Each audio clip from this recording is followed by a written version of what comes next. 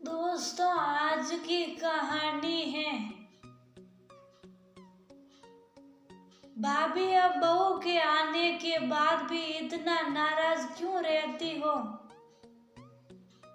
दोस्तों, कहानी शुरू करने से पहले अगर आपने चैनल को सब्सक्राइब नहीं किया हो तो कर लीजिए ताकि आपके पास पहुंच सके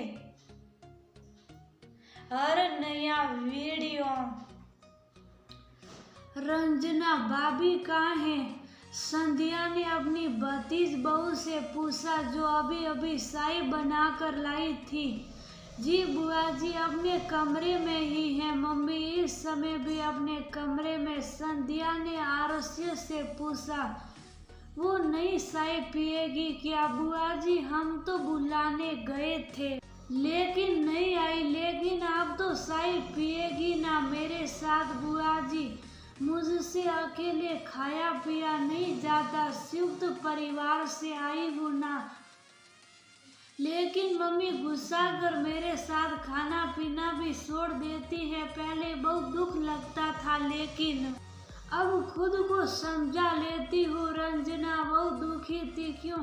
क्या अभी भी नाराज है क्या तुमसे? संध्या ने आर से संकित होकर पूछा। हाँ बुआ जी अभी भी नाराज है मुझसे, लेकिन बुआ जी अब तो मम्मी जी की नाराजगी की इतनी आदत पड़ गई है कि अब मेरे ऊपर कुछ असर ही नहीं होता। हर छोटी बड़ी बात पर तो मुंह फुला लेती हैं, पता ही नहीं चलता कि वह कब और किस बात पर नाराज हो जाएगी और फिर शायद जितना मनाओ मानती ही नहीं। अब तो बुआ जी मैंने मनाना भी छोड़ दिया क्योंकि ज्यादा मनाओ तो और ज्यादा गुस्सा दिखाती है। रंजना की आंखों में आंसू झिलमिलाने लगे। संध्या भतीजी की शादी के कई सालों बाद इस बार मायके में कुछ दिनों के लिए रहने के लिए आई थी। कह तो बिल्कुल ठीक रही है रागिनी। भाभी की तो ये आदत शुरू से ही थी। जब से वह ब्याह कर आई तो चंद्रकला रागिनी का बहुत दुलार करती। आखिर घर की पहली बहू संध्या जो आई थी, लेकिन रागिनी उनके प्यार दुलार के बदले जब तक मुंह फट जवाब दे देती। अगर कोई बात मजाक में भी कही जाए तो उन्हें बहुत बुरी लगती। अगर कुछ खाने पीने का सामान कम पड़ जाए तो भी गुस्सा जाती और जब देखो तब अपने कमरे में घुसा कर चली जाती और कमरा बंद कर लेती। चंद्रकला बहुत पूछती लेकिन कोई जवाब नहीं देती। वह कब और कौन सी बात से नाराज हो जाए पता ही नहीं चलता। चंद्रकला उनका बचपना समझकर माफ कर देती। ननद देवर को तो कुछ भी नहीं समझती और जब भैया रात को वापस लौट कर आते तो उनसे भी नमक मिर्च लगाकर सब बातें करती। उसकी और छोटे भैया की क्लास लगती। जब भी वह मम्मी से नाराज होती तो मम्मी का बना कुछ नहीं खाती पीती और अपना खाना पीना खुद बनाकर अपने कमरे में लेकर चली जाती। लेकिन संध्या को तो बहुत बड़ा ताज्जुब लग रहा था कि भाभी ने आज तक अपनी ये आदत नहीं छोड़ी थी। अब तो बहू आ गई है, पहले सास और अब बहू मोहरे बदल गए, लेकिन रागिनी ने अपना स्वभाव नहीं बदला। संध्या सोचने को मजबूर हो गई कि कुछ लोग ऐसे ही होते हैं, ना खुश रहते हैं और ना रहने देते हैं। क्योंकि उसने रागिनी के दंश को बहुत झेला था। आज सुबह की ही बात है, रंजना ने नाश्ते में पकोड़े बनाए और जब तक भाभी नहा धोकर तैयार होकर आई तब तक बहुत कम पकोड़े बचे थे, इसलिए नाराज हो गई। हालांकि अभी रंजना ने भी नहीं खाए थे और जब परिवार के सब लोग एक साथ बैठे हो और गर्मा गर्म नाश्ता बनकर आ रहा हो तो कब समाप्त हो जाए पता ही नहीं चलता।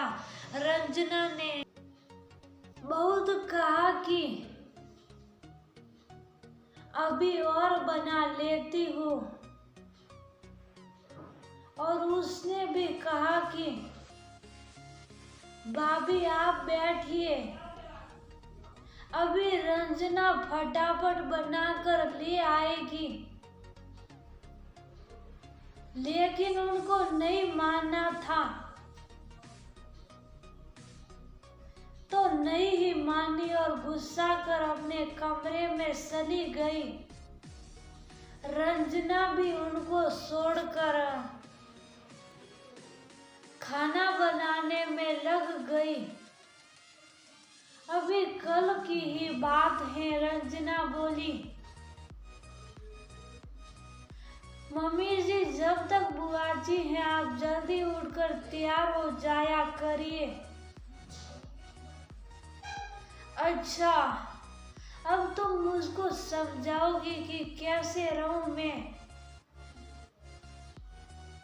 तुम्हारी बुआ सास ही तो आई हैं, कोई तौफ थोड़ी ही ना। बहुत जोर से सिनक कर बोली रागिनी। संध्या को भी उनका इस तरह बोलना अच्छा नहीं लगा और आज सुबह नाश्ते में पकोड़े के लिए गुस्सा गई। रंजना बेटा, ये तो तुम्हारी सासू माँ की बहुत पुरानी आदत है, उनको घर की सुख शांति कभी जल्दी अच्छी लगती ही नहीं। मम्मी के साथ भी उन्होंने कभी अच्छा व्यवहार नहीं किया। तुम तो बहुत ठहरी रंजना बेटा, ये तो घर घर की कहानी है। और कहीं सास हावी रहती हैं बहू पर, कहीं बहू हावी रहती है सास पर। चलो हम तुम चाय पीते, वरना इन सब बातों के चक्कर में चाय भी ठंडी हो जाएगी। संध्या को अच्छी तरह से मालूम था कि अगर वह रागिनी को बुलाने जाएगी तब भी वह जल्दी मानेगी नहीं और उसको अच्छा भी नहीं लग रहा था। लेकिन वह रंजना की खुशी के लिए उसके साथ चाय पीने में मशगूल हो गई कि क्यों इन छोटी छोटी बातों में बच्चों का दिल